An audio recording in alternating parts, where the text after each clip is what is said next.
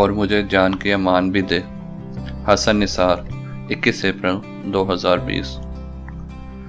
چینی آٹا سمگلنگ پر 14 سال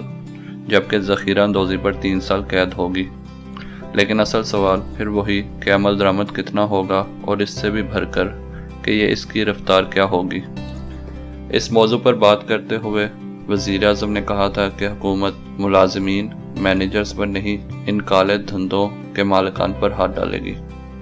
ارادہ نیک ہے لیکن کام اتنا سادہ نہیں، کیونکہ جس ملک میں بیش قیمت جائیدادیں اور گاڑیاں بھی ذاتی ملازمین کے نام پر ہوں، وہاں اصل مالک تک تو مالک الموت ہی پہنچ سکتا ہے۔ لیکن بہرحال قوم حسب عادت، حسب معمول، سوکھے ہوئے درخت کے ساتھ پیوستہ امید بہار رکھتے ہوئے علامہ اقبال کی ہدایت پر عمل کر رہی ہے۔ دوسری طرف ایک ہی دن میں 24 اموات کی خبر ہے اور پاکستان میں کورونا سے مرنے والوں کی تعداد میں یکدم تیزی دکھائی دے رہی ہے، تو عوام کو احتیاط پر فوکس میں اضافہ کرنا ہوگا۔ گئی اتوار میں ریکارڈنگ کے لیے جیو گیا تو آفس آتے جاتے ٹریفک کی صورتحال دیکھ کر خاصی مایوسی ہوئی۔ میں اتوار کی ٹریفک کا ایکسپرٹ ہوں، کیونکہ عرصہ دراز سے صرف اتوار کو میرے مطابق کے لیے ہی گھر سے نکلتا ہوں، سو پوری ذمہ داری اور اعتماد سے کہہ سکتا ہوں کہ گزشتہ اتوار کو عام اتواروں سے کہیں زیادہ رش تھا۔ حکومت ڈبل سواری کو رو رہی ہے، جبکہ میں نے میاں بیوی اور 3 تا 4 بچوں سمیت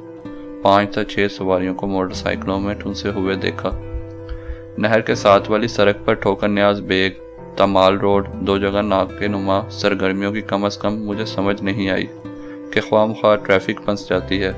اور ایک گاڑی اوسطاً 10 تا 13 منٹ رینگتی رہتی ہے، لیکن جنہیں 72 سال کی غارت گری کا ملال نہیں، ان کے لیے 10-15 منٹ کی کیا اوقات۔ اخباری خبر کے مطابق وسیم اکرم پلس وزیر اعلیٰ عثمان بزدار نے پروٹوکول کے بغیر لاہور کا اچانک دورہ کیا اور زیادہ ٹریفک پر برہمی کا اظہار بھی کیا۔ سچ پوچھیں تو مجھے آج تک اس سیاسی مخلوق کی برہمی، میلی آنکھ، آہنی ہاتھوں، دودھ کا دودھ پانی کا پانی، سیسا پلائی دیوار، جمہوریت کا حسن وغیرہ جیسی لاتعداد دیگر نانسنس کی سمجھ نہیں آئی، تو ظاہر ہے قصور ان جمہوری گلیڈیٹرز کا نہیں، میری سوچ کا ہے۔ قارئین میں سے کوئی چاہے تو دودھ کا دودھ پانی کا پانی والا محاورہ مجھے سمجھا دے کہ دودھ تو ہوتا ہی پانی ہے۔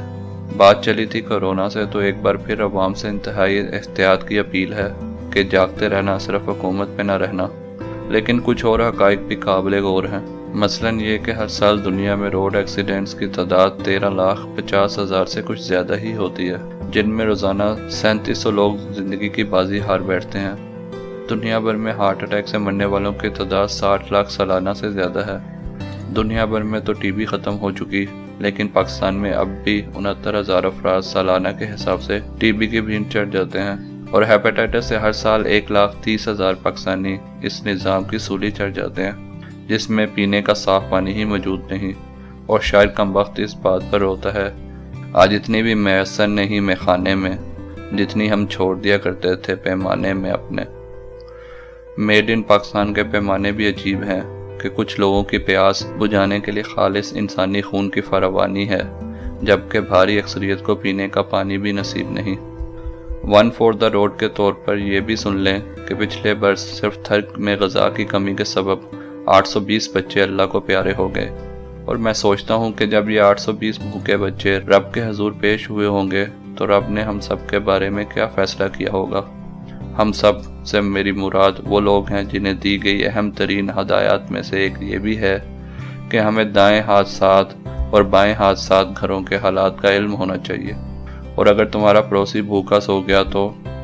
چلتے چلتے یہ بھی سن لیں کہ 2 وقت کی روٹی کا بھوکا اور چند گھونٹ پانی کا پیاسا تھر سندھ میں ہے، اور قائد عوام ذوالفقار علی بھٹو اور محترمہ بے نظیر بھٹو کا تعلق بھی سندھ سے تھا، اور یہ بھی بھٹو صاحب ہی تھے جنہوں نے روٹی کپڑا مکان کا نعرہ بلند کیا، اور پھر ان کی زندگی میں ہی شاید چینخ اٹھا روٹی کپڑا بھی دے، مکان بھی دے، اور مجھے جان کی امان بھی دے۔ آج بھٹو صاحب کا نواسہ بلاول سندھ کا اصل حکمران اور نانا جان کی انقلابی پارٹی کا سربراہ ہے، تو یقین رکھیں کہ اگر بلاول نہیں تو بلاول کا نواسہ ضرور اپنے نانا کے نانا کا منشور نبھا دے گا۔ پھر پیوستہ رہ شجر سے۔ کچھ لوگ ایسا ہی بھیانک تجربہ پنجاب میں بھی کرنا چاہتے ہیں، تو ست بسم اللہ۔ لیکن احتیاط بھی تو کوئی شے ہے یا نہیں؟